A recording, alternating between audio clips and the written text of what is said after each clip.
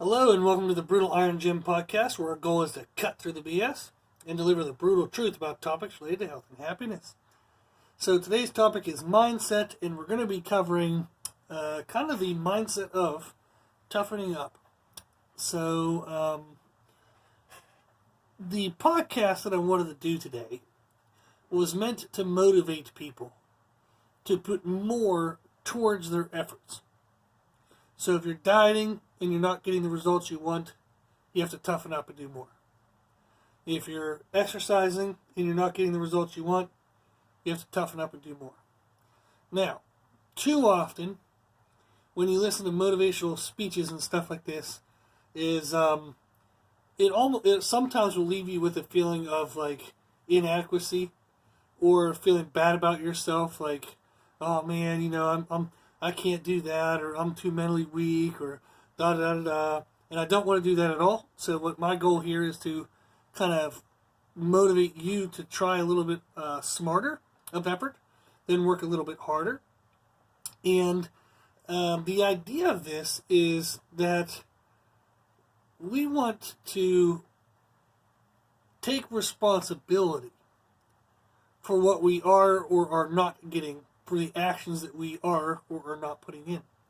So if you've been putting in effort towards a diet but you're not losing weight, don't blame the diet. Don't blame, like your work schedule. Don't blame your at-home situation. Don't blame anything. Nothing. Whatever you blame is where you're giving control of your life results to. If you accept responsibility for the fact that you're dieting but not getting the results you want, if you accept that responsibility, therefore it's within your control to modify and change it. You may just need to find a diet parameters or a diet structure that better fits your needs. So I was telling somebody the other day, there's a million ways to diet correctly. You just have to find the one in a million that is you.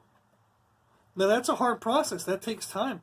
There's a lot of whittling down preconceived notions, whittling down of knowledge that you get from a lot of people, myself included.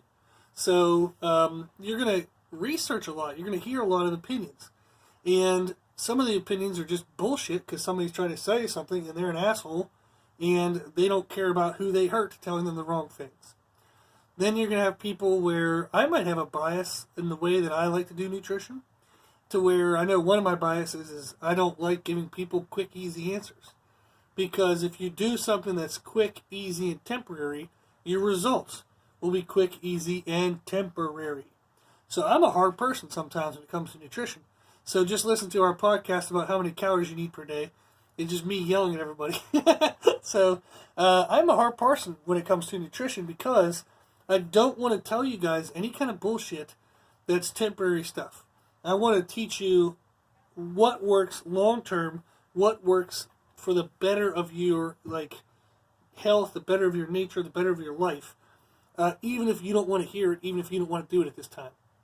So I've lost clients, numerous clients, dozens, where they'll come in, they'll tell me what they're doing with their diet, I'll tell them ways in which they can correct it or change it, and then they'll say, yeah, but so-and-so, like for example, those shots, people take HCG shots, and then only eat 500 calories a day. And the HCG shot will make you not realize that you're hungry. It kind of masks your hunger feeling. And then you only eat 500 calories a day. Of course, you're going to lose a ton of weight. You lose a ton of muscle. It causes really negative health to your organs and your joints. But the number on the scale goes down. Okay? And those clinics, the people who sell you HCG shots, they are the assholes of the world. Because what they're telling you to do is not healthy. So I'm going to definitely have people get mad about this if they disagree.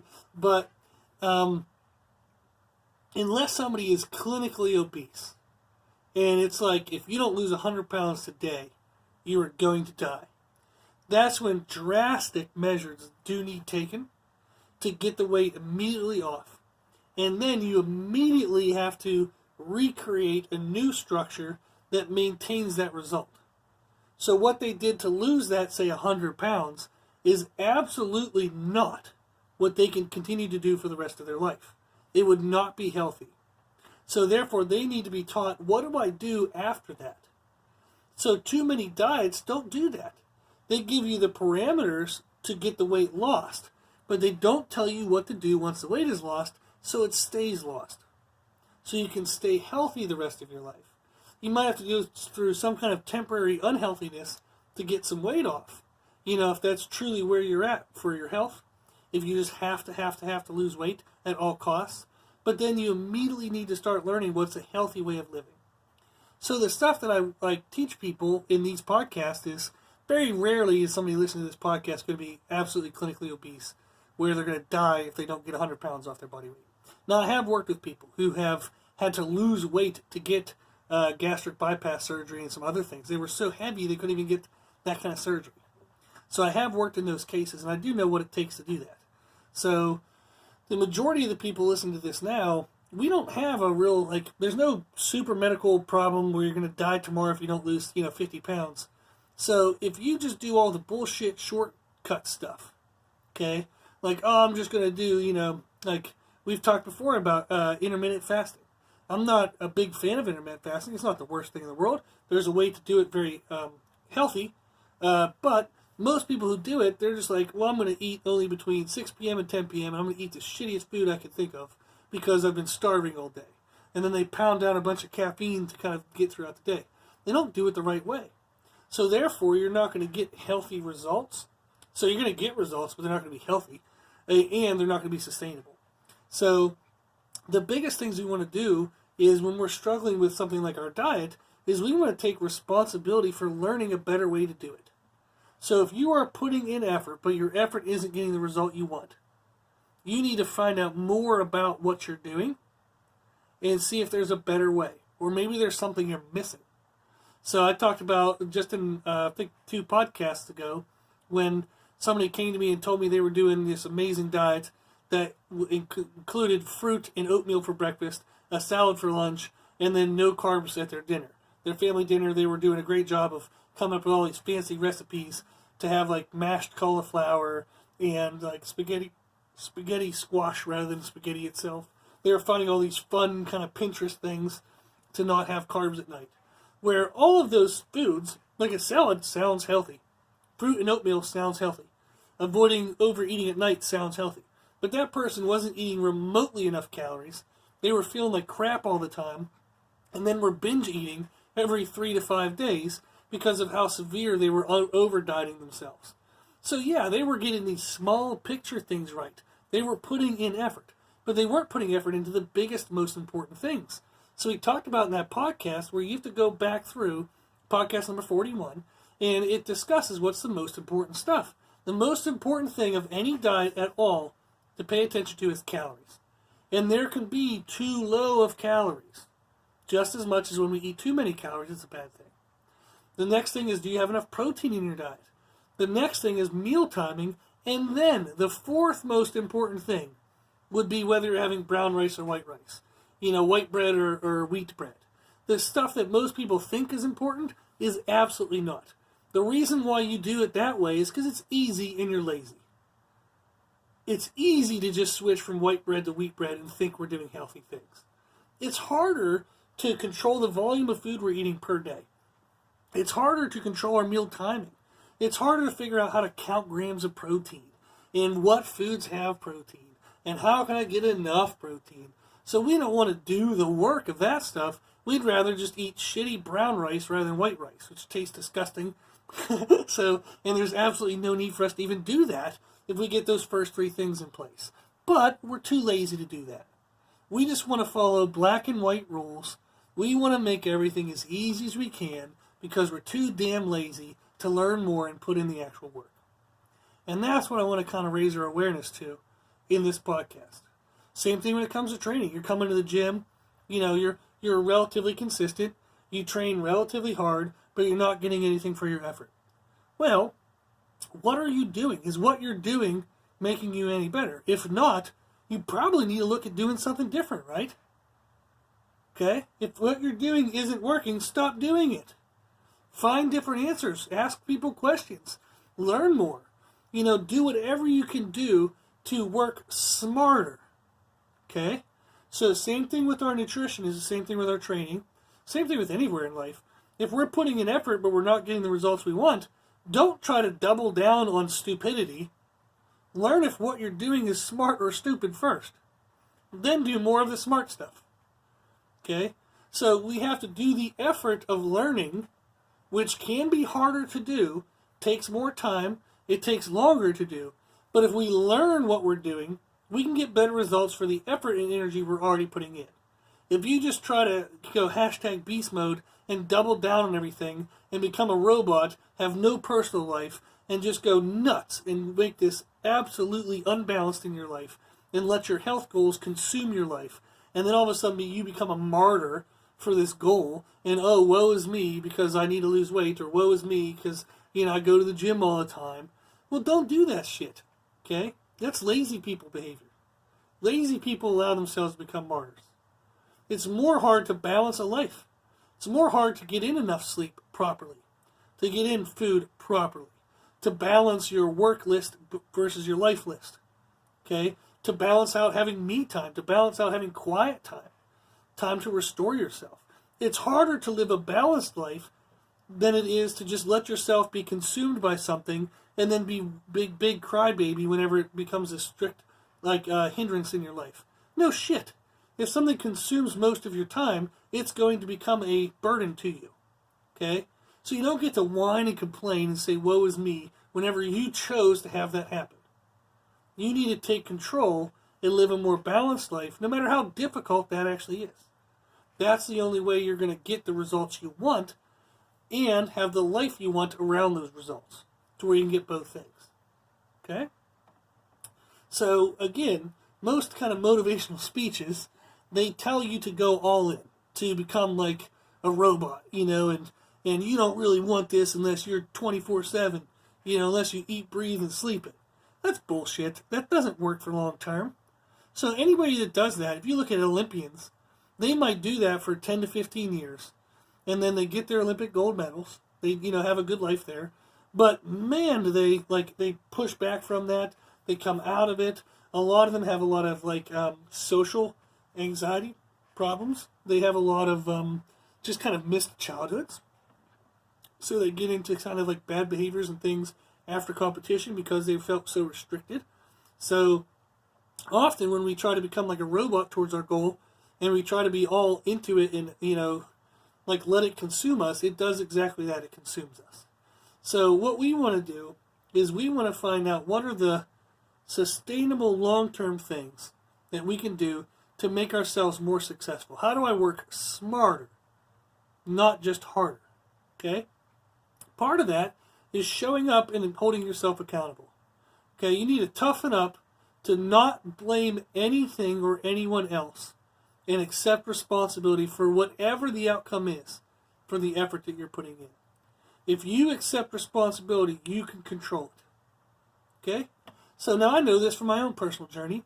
So I started working out when I was 15 years old, and it was on my 15th birthday. A friend of mine called me fat. We were kind of having like a play fight. It wasn't, said to be mean.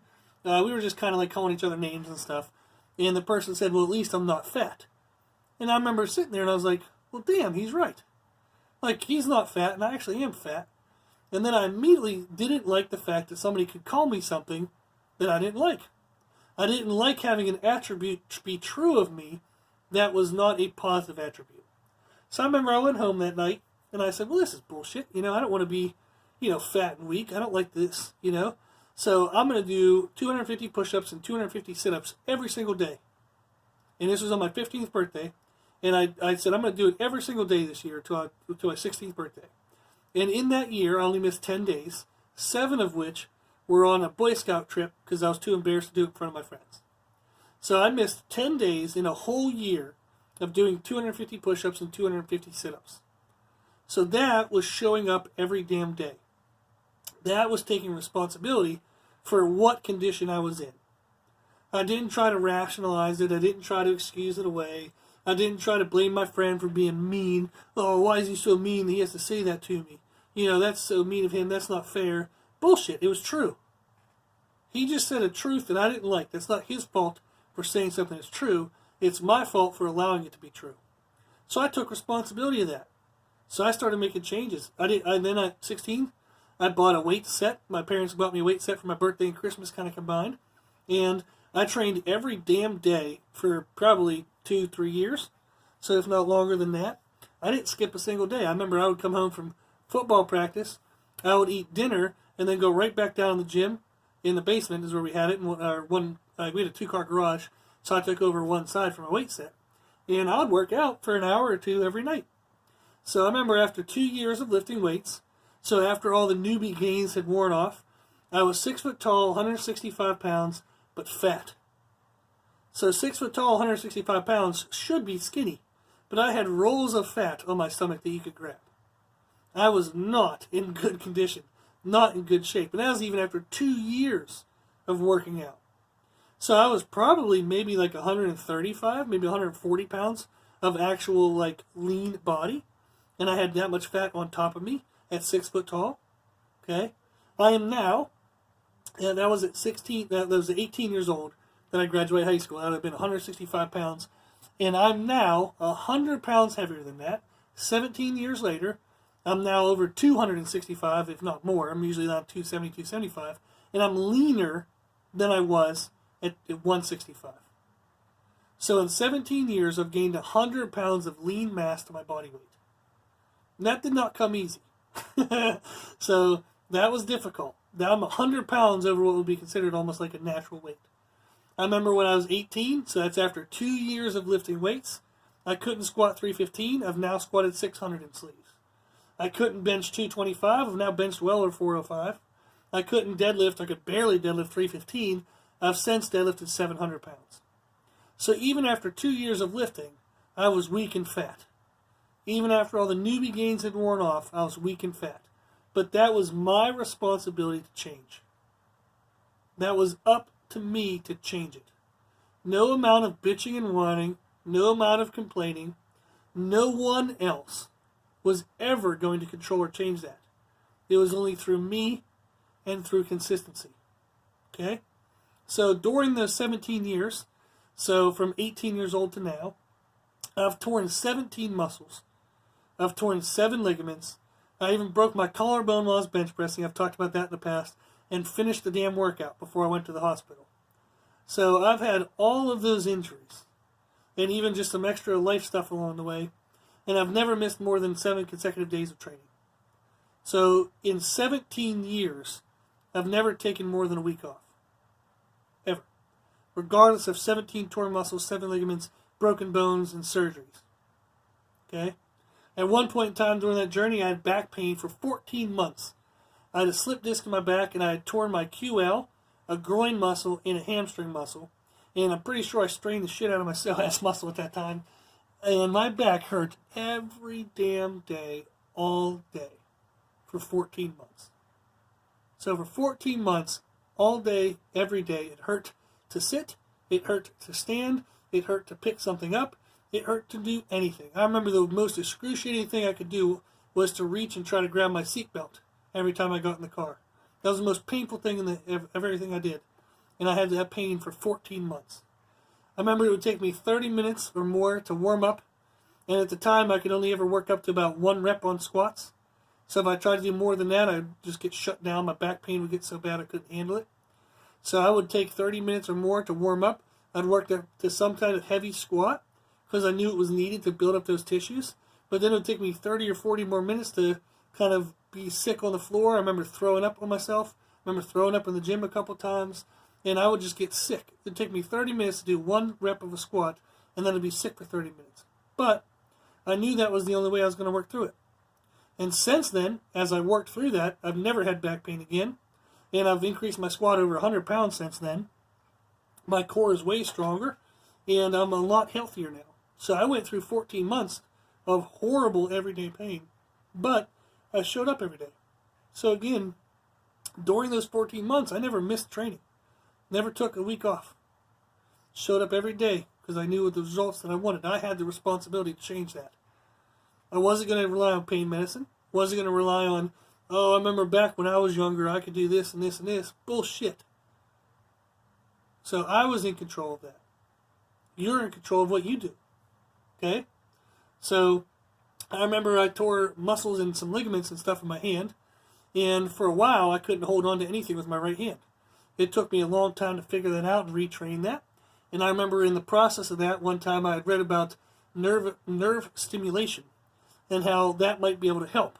To where if I could excite the nerves of that injured area right before, say, example like a deadlift, I might be able to hold on to it. So I remember I did a couple workouts where I'd jam a thumbtack into my hand in the injured area before every set of deadlifts. I would then ice my hand and rub like healing cream on it in between every workout to try to heal up the skin from all the puncture wounds. But I remember trying that because I wanted bad enough to keep moving forward towards my goals. I wasn't going to let a stupid injured hand hold me back from being the best that I could ever be. That hand was eventually going to heal if I kept working at it and found a way through it. It was my responsibility to find the answer to that problem. That problem wasn't in charge of me, I was in charge of me. Okay? I remember I had a shoulder surgery once, so I had to get metal plates put into my shoulder. And I remember the day after the surgery, I was walking on the treadmill and doing 1,000 reps on the leg extension machine. And that became my workout every day for 5 weeks. And during 8 weeks after that surgery, I did a diet along with those workouts and lost 40 pounds. And I remember that. That was my workout every day, was walking for 30 to 60 minutes on a treadmill at a super high incline and doing 1,000 reps on a leg extension. And the reason why it was 1,000 reps on leg extension, it was the only machine I could get into that didn't hurt my collarbone. So I couldn't lift anything, couldn't do anything with that shoulder for a while. So I figured, what the hell, I'll just go on a diet, I'll do some cardio, and I'll at least get on there and do some kind of muscle damage. So I did 1,000 reps of leg extensions for freaking 5 weeks in a row. So that was awful. But that's it. So when you say you have a goal and you want your goal, what are you doing to earn that? Okay? You're probably putting in some effort. That's true. That is something to be proud of. Okay? If you are doing some action towards a dream, towards a goal, that is something to be proud of. It really, really is. Okay? I'm not blowing smoke up your butt. Because how many people do we know talk a bunch of shit, but they don't ever do anything? So if you are doing anything towards your goals, be proud of yourself. Now, if that effort you are putting in isn't getting the results you want, you've got to learn how to work smarter. Okay? Don't just work harder. Don't do what I did most of my lifting career, where I would just beat the shit out of myself until I got to power through it and figure out a way around it. Okay? So figure out first how to work smarter. Learn why what you're doing may or may not be working. Learn other people's approaches. Ask questions. Read books. Do research. I mean, golly, do anything you have to do to find out why what you're doing now might not be working. So don't just double down on what you're doing because you might be doubling down on stupid. Like we said, don't be twice as stupid. If you're stupid once is enough. Okay? So figure out what you're doing and figure out why it might not be working first.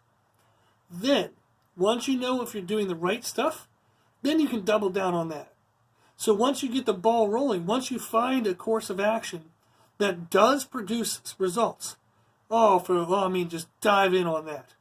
Like, double down on that. That's where you want to put your work. Okay? Once you know it works, then you dive into it. So work smarter first, then work harder. Okay? So, the best thing we can do with our goals in life is don't use words. Okay? Don't talk about what you want. Do what you want. Use actions. Okay? If you say you want something more, well, what are you actually doing that shows that? So just showing up and bitching and whining every day about, I'm on my diet, but I'm not getting any results. Well, okay, whoop-de-frickin' do. No one gives a shit.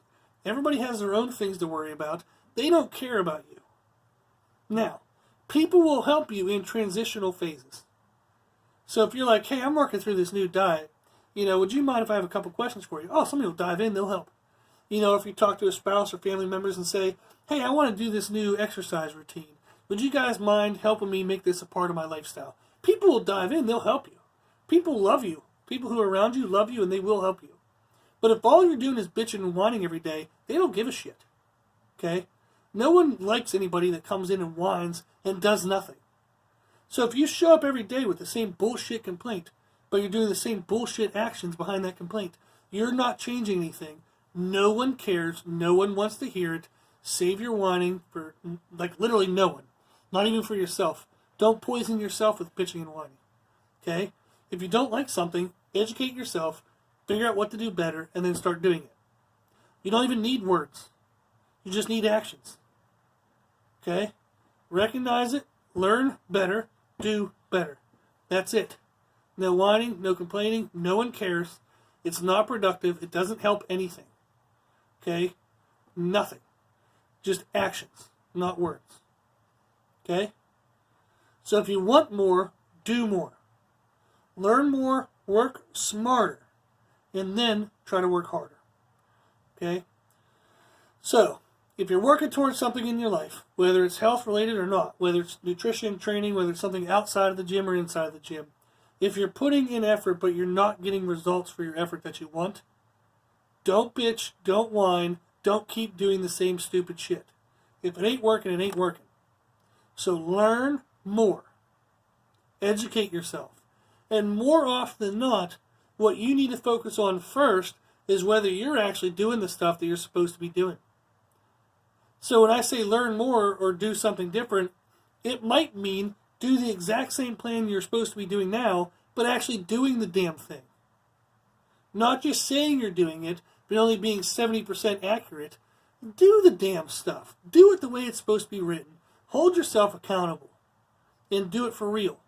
You might find that what you think you were doing that wasn't working was just you not working. You weren't upholding the standards that you were supposed to be following.